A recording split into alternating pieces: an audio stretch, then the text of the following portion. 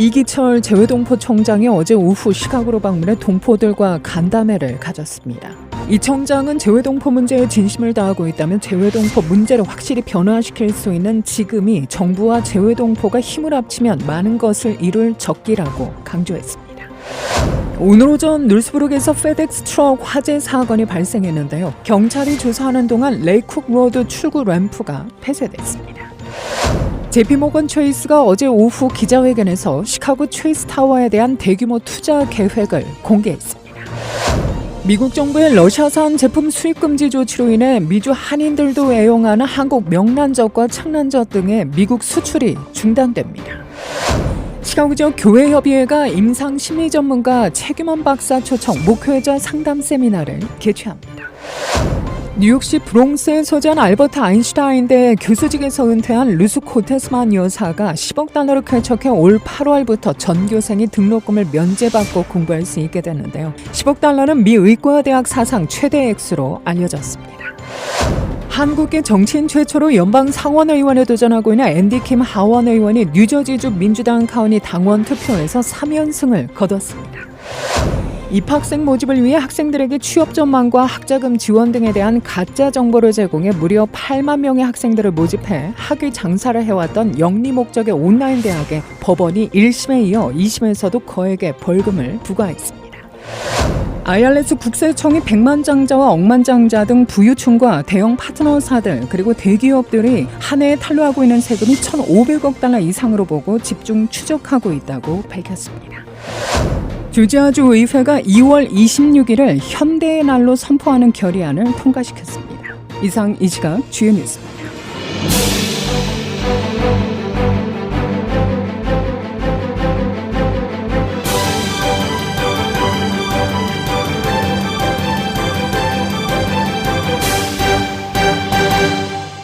이기철 재외동포 청장이 어제 시카고로 방문해 동포들과 간담회를 가졌는데요. 이번 방문은 이날부터 3월 1일까지 예정된 미국 방문 일정의 일환입니다.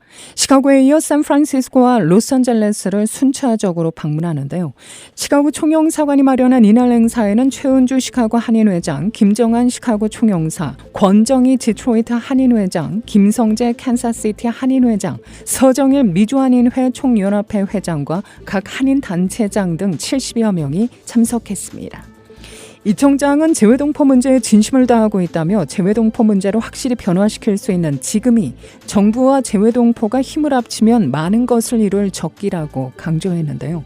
이날 그는 재외동포청 역점 사업이라며 재외동포 거주국 교과서에 한국의 정치 발전을 기술하는 프로젝트를 소개했습니다. 이 청장은 이는 재외동포청이 가장 중요하게 추진하는 프로젝트라며 관련 내용을 보고드리고 협조를 당부하러 왔다고 밝혔습니다. 이 청장은 왜 한국은 자랑스러운 나라인가를 주제로 한 강연에서 거주국 교과서에 한국 발전상을 실으려면 재외동포 사회의 역할이 중요하다며 재외동포들이 현장 사령관으로서 주된 역할을 해달라고 주문했습니다. 이 청장의 제안으로 역점 사업이 된 이 프로젝트는 그가 네덜란드 대사 재임 시 현지 교과서에 한국 발전상을 수록했던 경험이 토대가 됐는데요. 청장이 됐을 때 이를 전 세계에 퍼뜨려 재외동포 정책 목표를 달성하자고 생각했던 것이 이 청장의 말입니다. 제가 네덜란드 대사를 할 때 그런 경험이 있었고 그때 당시에 제가 그 사업을 추진할 때 역시 이러한 프로젝트는 우리 재외동포 정책 목표 2개를 동시에 달성할 수 있는 굉장히 소중한 소재다라는 걸 생각을 했었습니다. 그래가지고 제가 이제 재외동포 통장이 돼가지고 이거는 다시 우리가 좀 전 세계에다가 퍼뜨려가지고 이걸 하는 게 필요하겠다라고 생각을 하고 또 거기에 대해 가지고 주위의 전문가분들 모두 이 프로젝트가 매우 소중하고 우리의 정책 목표를 달성할 수 있는 가장 효과적인 방법 중에 하나다라는 데 동의를 하셔가지고 이런 사업을 추진하게 되었습니다. 한편 이날 김민철 재외동포청 재외동포정책국장은 재외동포 선천적 복수국적, 65세 이상 이중국적 등 동포사회 현안을 둘러싼 재외동포청 역할을 소개하기도 했는데요. 김 정책국장은 당장 개선은 어렵다면서 단기적으로 여러 제도 개선을 꾸준히 협의하고 중장기적으로는 국민적 공감대를 위해 재외동포에 대한 인식 개선에 힘쓸 것이라고 말했습니다. 이와 관련해 이기철 청장은 관계기관과의 협조를 이끌어내는 것이 쉽지 않다며 보다 강력한 역할을 하기 위해 재외동포청 내부 시스템 강화에도 주력하고 있다고 전했습니다. 재외동포들에게 실질적인 도움을 드리는 재외동포 사회의 대변자다라고 하는 건데, 거기서 중요한 것이 대변자입니다. 대변자라고 하는 건 무슨 얘기냐면은, 저희는 최종적으로 이것이 옳다 그르다라는 그런 판단보다는 재외동포들의 이익을 우리가 정부 다른 부처에 주장을 하는 그런 이제 입장입니다. 그래서 이번에 재외동포 정책 기본 계획이 지난 1월 달에 이제 통과가 됐는데, 거기에 이 선천적 복수국적 문제가 들어가 있습니다. 비록 거기 중장기적이나마라는 말이 들어가 있긴 하지만은 거기에서 이제 우리가 이것을 개선한다라고 하는 그런 표현이 들어가 있습니다. 이기철 재외동포 총장과의 인터뷰 관련 보다 자세한 내용과 간담회를 통해 전달된 동포들의 목소리까지 내일 이 시간을 통해서 보다 상세히 전해드리겠습니다.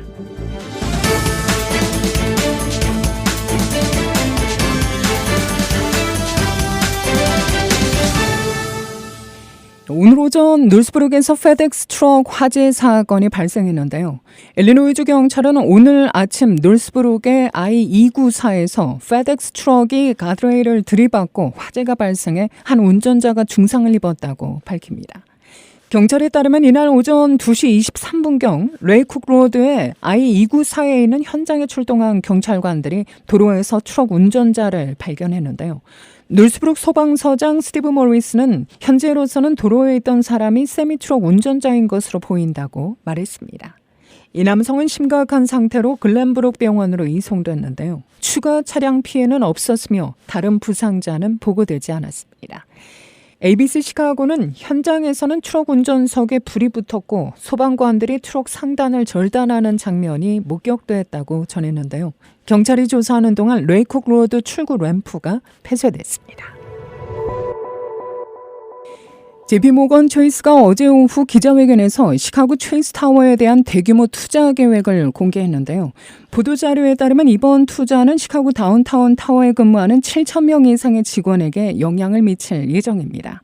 이날 기자회견장에는 브란 존슨 시장이 덕 패트노 JP모건 체이스 커머셜 뱅킹 CEO와 자리를 함께했습니다.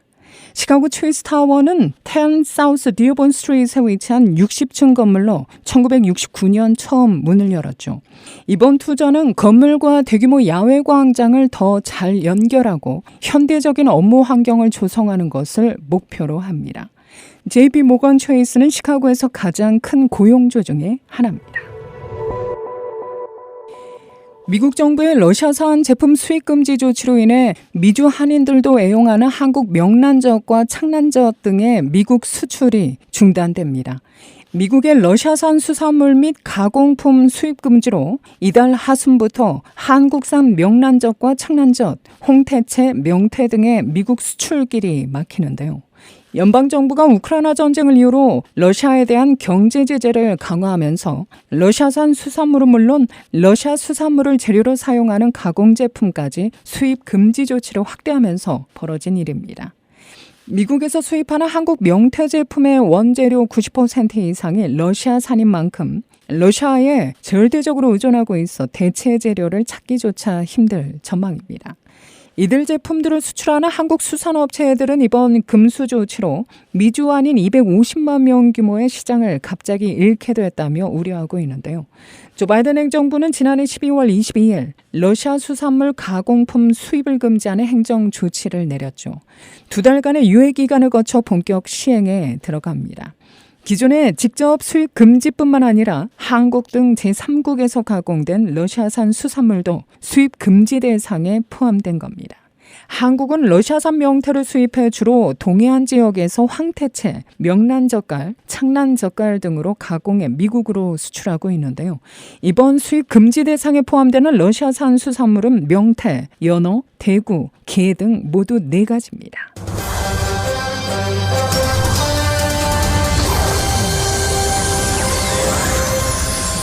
시카고 지역의 교회협의회가 임상심리 전문가 최규만 박사 초청 목회자 상담 세미나를 개최합니다.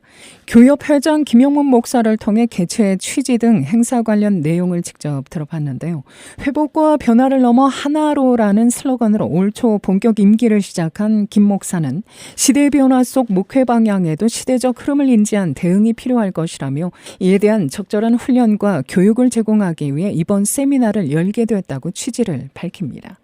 특별히 사모님을 포함한 목회자 중심의 스키마 분석, 특별 영성 훈련에 초점을 두고 있다는 것이 김 목사의 설명입니다. 목회자들이 이제 목회하면서 여러 가지 심리적인 것도 영적 그 상태 본인들도 때로는 이제 힘들고 어려우니까 인식을 이제 못할 때가 많이 있거든요. 그리고 이제 보통 신학교에서 훈련 받은 걸 가지고 이 목회한다고 하는 것이 사실 그 한계가 있습니다. 그래서 최규만 박사님은 또 그쪽 그 심리학 학자이면서도 또 여러 가지 이제 카운슬링을 많이 하신 분이기 때문에 스키마 분석 스페셜로 그 영성 훈련을 그렇게 좀 하려고 합니다. 스키마란 무엇일까요? 일명 성경의 심리학으로도 불립니다.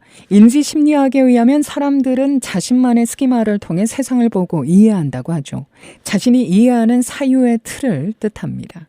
선입견이나 고정관념도 스키마의 한 형태로 이해될 수 있겠죠.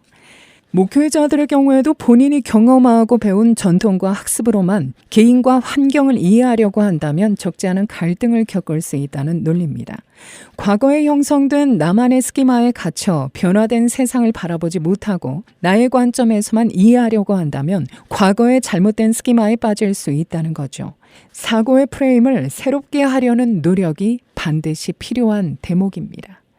이에 따라 참석한 목회자들은 이번 스키마 훈련을 통해 상대에 대한 정서적 지지와 수용을 추구하는 방법을 배우고 검사 해석과 자신의 심리적 상태를 확인하는 작업은 물론 자신만의 스키마가 목회에 어떤 영향을 주는지도 함께 토의할 예정입니다. 정서 결핍 그 스키마가 있는 사람들은 이제 대인관계에서도 많은 이제 문제가 있죠. 목회자들이 특별히 이제 대인관계를 많이 가지고 이제 목회를 하기 때문에 목회자 부부에 대해서 이번에 특별한 그런 프로그램으로 검사하고 그것을 해석하고 자신의 그 심리 상태 이런 것을 또 알게 하고 또 나누면서 그 목회와 설교에 또 어떤 영향을 주는지 세부적인 아주 디테일하게. 김 목사는 지난 취임식에서 교협 50주년을 맞이해 상처들이 회복되는 교회가 되도록 상담 서비스를 운영할 예정이라며 상담 분과위원회 신설을 예고한 바 있죠. 기독교 정신에 근거한 심리 건강과 영적인 웰빙을 모색한다는 계획입니다. 심리 건강, 그 영적 멘탈 그 웰빙 그걸 누리도록 돕는 그 역할을 하는 것이고 그리고 이제 앞으로도 계속해서 이제 목회자와 팀워크를 이루면서 교인들에게도 이제 전인적인 그런 사역 선교 또 뭐 심리학이라든지 또 영적 통합적 그런 그 하도록 잘 이제 도와주기 위해서 이런 프로그램을 또 소개하면서 또 훈련도 그렇게 이번에 하게 됩니다. 교회협의회 상담위원회 분과장이기도 한 최규만 박사는 한국에서 성신여자대학교 교수를 역임했으며 임상심리 전문가로도 활동했죠. 미국에서도 현재 여러 지역에서 상담 심리 전문가로서 왕성한 활동을 펼치고 있는데요. 이번 세미나는 내달 3월 7일 목요일 오전 9시부터 오후 4시까지 울링에 소재한 약속의 교회에서 열립니다. 목사와 사모를 대상으로 열리며 이메일 Chicago Church Federation @gmail.com을 통한 사전 접수가 요망됩니다. 보다 자세한 문의는 교협 총무 전상현 목사 847-292-1254로 연락하면 됩니다. 우리 시카고 지역에 지금 목사님들 또 사모님들 이 부부가 같이 받으면 더 좋겠고 훈련 받을 뿐만 아니라 건강한 가정을 어떻게 만들어 갈 것이냐 그래서 어떻게 보면 성경적 그 대화를 잘 이루어 나갈 것인가 목회에 도움이 될 수 있도록 이제 소개를 많이 하죠. 뭐 아동 부분, 청소년, 성인, 뭐 부부, 가족 상담도 있겠고 ADHD도 막 심각하잖아요. 많은 문제들을 소개를 이번에 또 그렇게 하게 될 것 같아요.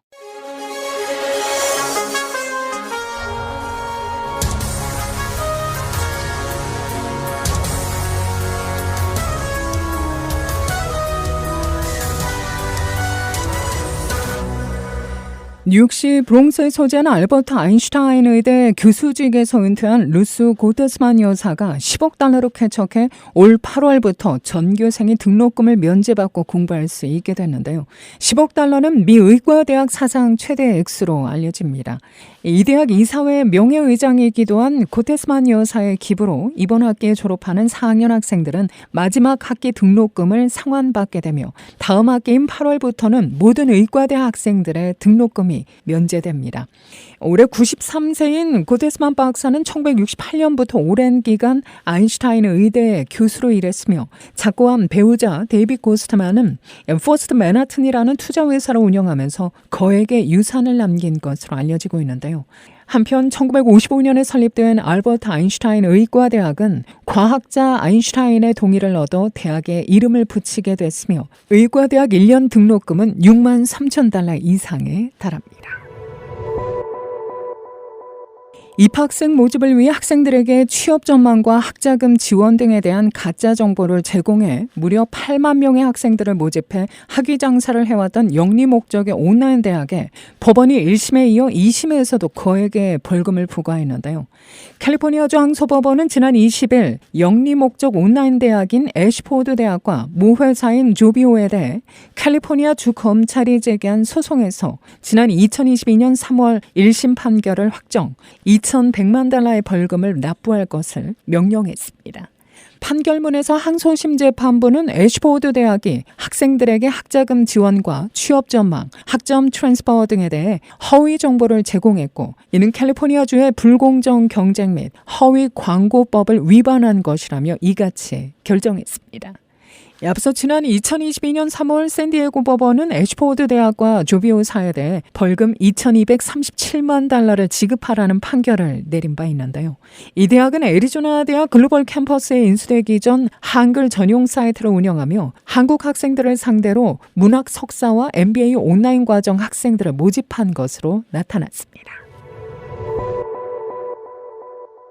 한국의 정치인 최초로 연방 상원의원에 도전하고 있는 앤디 킴 하원 의원이 뉴저지주 민주당 카운티 당원 투표에서 3연승을 거뒀습니다. 폴리티코는 김 의원이 25일에 열린 헌터든 카운티 당원대회에서 120표를 얻어 64표에 그친 태미 머피 후보에게 승리했다고 전했는데요. 김 의원은 몬머스 카운티부터 내리 3차례 승리를 거두며 오는 6월 상원의원 선출을 위해 열리는 뉴저지 프라이머리에서 유리한 자리를 점하게 됐습니다. 카운티 선거는 뉴저지 프라이머리의 독특한 전통으로 카운티 투표에서 승리하면 당에서 지지하는 후보에게 주어지는 이른바 카운티 라인을 차지할 수 있습니다. IRS 국세청이 백만장자와 억만장자 등 부유층과 대형 파트너사들 그리고 대기업들의 한 해에 탈루하고 있는 세금이 1,500억 달러 이상으로 보고 집중 추적하고 있다고 밝혔는데요. IRS는 최근 2년간 부유층의 체납 세금을 4,800억 달러나 거둬들인 데 이어 앞으로 10년간 탈루 추적 등을 통해 5,610억 달러의 세입을 늘리겠다고 경고했습니다. IRS 국세청이 10년간 600억 달러의 예산을 증액받아 절반은 세무행정 서비스 개선에 투입하고 절반은 부유층과 대기업 탈루 추적 강화에 쏟아붓고 있다고 강조했는데요. IRS의 주 타겟이 되고 있는 파트너사들은 주로 헤지펀드와 부동산 투자사들로 76곳을 선정해 집중 조사하고 있는 것으로 나타났습니다. 조지아주 의회가 2월 26일을 현대의 날로 선포하는 결의안을 통과시켰습니다. 브라이언 캠프 조지아 주지사는 어제 애틀란타에 위치한 조지아 주총사에서 현대의 날을 공표하고 호세 모니어스 현대차 글로벌 최고 운영 책임자에게 결의안을 전달했는데요. 상하원이 초당적으로 채택한 이 결의안은 현대차가 조지아주에 현대차 그룹 메타플랜트 아메리카를 설립해 전기차 공급망을 건설하고 지역사회에 일자리를 창출하고 있다고 밝힙니다. 또 현대차가 다양한 교육기관과 손잡고 지역민들에게 전기차 생산 교육을 실시하고 있다며 성과를 강조했습니다. 오늘 한낮 기온은 70도를 웃돌면서 봄 날씨 같은 포근함을 보이겠으나 늦은 오후 들어서부터 시카고 일원의 강풍과 우박을 동반한 잠재적 폭풍이 예보됩니다. 이 비는 밤새 이어지다 눈으로 바뀌어 내릴 것으로 예상되는데요. 내일 다시 완연히 맑아지겠고 기온은 다시 큰 폭으로 떨어져 한낮 최고 51도, 밤 최저 23도가 예상됩니다. 이 시각 기온은 60도, 습도는 90%, 바람은 남서풍이 9마일의 속도로 불고 있습니다. 이상으로 데일리 뉴스를 마칩니다. 진행의 김수연이었습니다.